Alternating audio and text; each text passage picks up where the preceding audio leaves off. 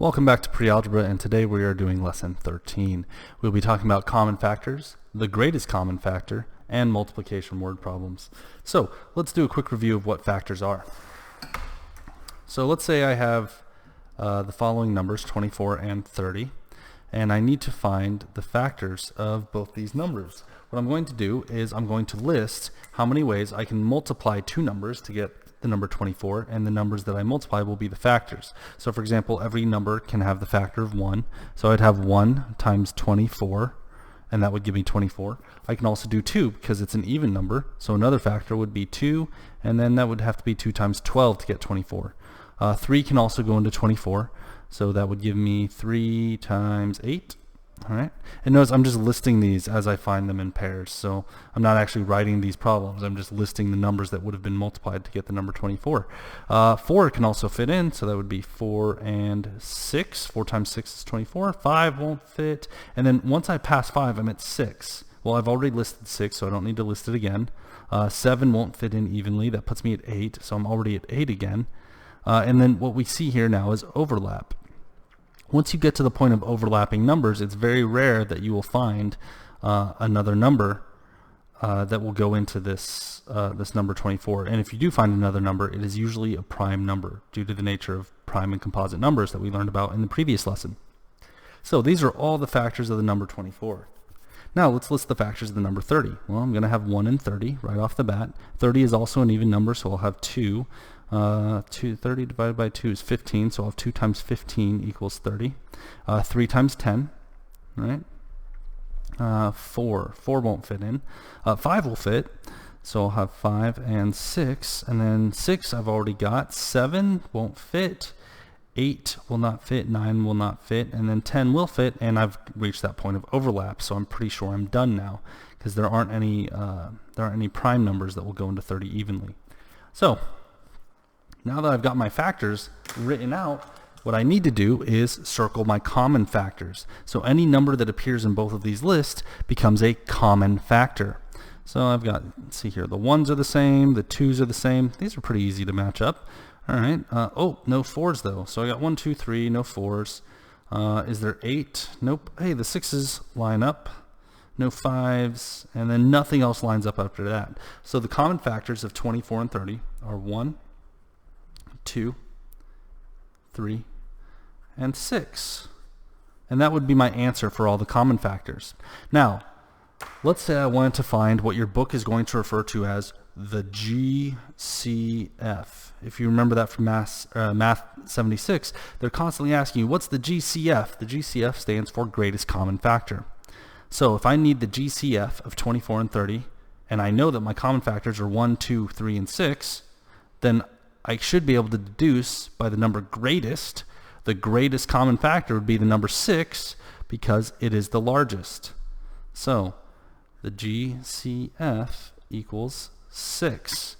Now, this is how we find common factors. This is one way to find the greatest common factor. However, this can be very time consuming. For example, let's say I tell you to find the greatest common factor of, let's do 72 and 90. Those are some big numbers, and I want you to find the GCF. I say find the GCF. What does it equal? Right? Well, I could list all the factors of 72. I could list all the factors of 90, but that would be incredibly time consuming, like I just said. So what we're going to use is we're going to use prime factorization, or writing numbers in primes, which we learned in lesson 12. I believe is lesson 12, 11 or 12. Yeah, lesson 12. So something interesting will happen is that if I take the number 72 and I write it as a product of primes, and I do the same thing with 90, I'll be able to find a pattern that will help me find the GCF very, very quickly. So let's start with the number 72. I'll do the number 72 as a factor tree, and I'll do the number 90 as a division tower, so you can get a nice refresher on there. So for 72, I'm just looking for two numbers that multiply to equal the number 72. I can use prime numbers, or if I remember my times tables, I remember that 8 times 9 is equal to 72. And then 8 is not a prime number, so that can factor into, let's see here, 2 and 4. and then 4 will factor into 2 and 2, so I've got prime numbers over here. 9 will factor into 3 and 3, which are both prime. That means the prime factorization of 72 is 2.2.2.3.3, or 2 times 2 times 2 times 3 times 3. So I'm done with that one. Now for 90, I'll go ahead and do a division tower, like I said. Now remember, with division towers, I must divide by prime numbers. So what's a prime number that 90 can divide into? Well, 90 is an even number, so naturally 2 will go in evenly. 2 goes into 9 4 times. I'll have 1 left over. 2 goes into 10 5 times, so 2 goes into 90 45 times. I have to divide by another prime number, and since 45 ends in 5, I can use divisibility rules, and I can divide by 5, which is also a prime number. 5 goes into 45 9 times. Now 9 can be divided by 3, which is prime, and when my top number is a prime number, I have the prime factorization. But I'm going to go ahead and write this in order. I'm going to put 2 times 3 times 3 times 5. So 90 is going to equal 2 times 3 times 3 times 5. Great. Now, you may be wondering, how in the world does this information help me find the greatest common factor? Well, let me tell you. When you're looking for the greatest common factor, you want to look for numbers that these have in common, right? See, they both have 2's, they both have 3's, but only one has 5's. So, since 5's don't show up in both numbers, I'm not going to use the 5's. Now, what I will be using is the highest number that they both have. So 90 only has 1 2. So, or think of it this way, everything needs a partner. So this 2 has a partner. These 2's have no partners, so I can cross them out, right? Hey, this 3 has a partner, and this 3 has a partner. So what that tells me is every number that has a partner is something that these two numbers have in common, which will help me find the greatest common factor. Once I've found all the pairs of numbers, what I do is I write those as a single number. So for every pair of 2's, I write 1 2. For every pair of 3's, I write 1 3. All right, so now I have 2 times 3 times 3. This will equal the GCF. So 2 times 3 is 6. 6 times 3 is 18. So if I did all my math correctly, the greatest common factor should be 18. Let me check the answer book. Yes, we did it correctly. Great. So when finding greatest common factor, you don't have to list all the factors. Just find the prime factorization. Once you find the prime factorization, circle all your numbers with partners, eliminate the ones without partners, and then multiply the pairs as individual numbers, and that will give you your GCF. Now let's go on to the last part of the lesson, which is multiplication word problems. Multiplication word problems can be pretty simple as long as we find the key words. The key words in multiplication word problems are the word times and the word product. So remember, product means the answer to a multiplication problem. So if we, in this problem, like here, they say, Harriet's score in the second game was the product of her first game score in 25. So when they say the product of the first game score in 25, they want to multiply this score by 25.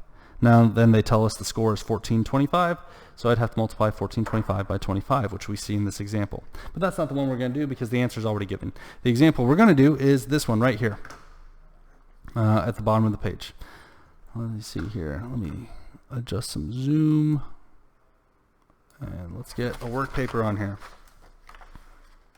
Okay, so it says Roger scored 26,142 points in the first game. He scored 7 times this many points in the second game. How many points did he score in all?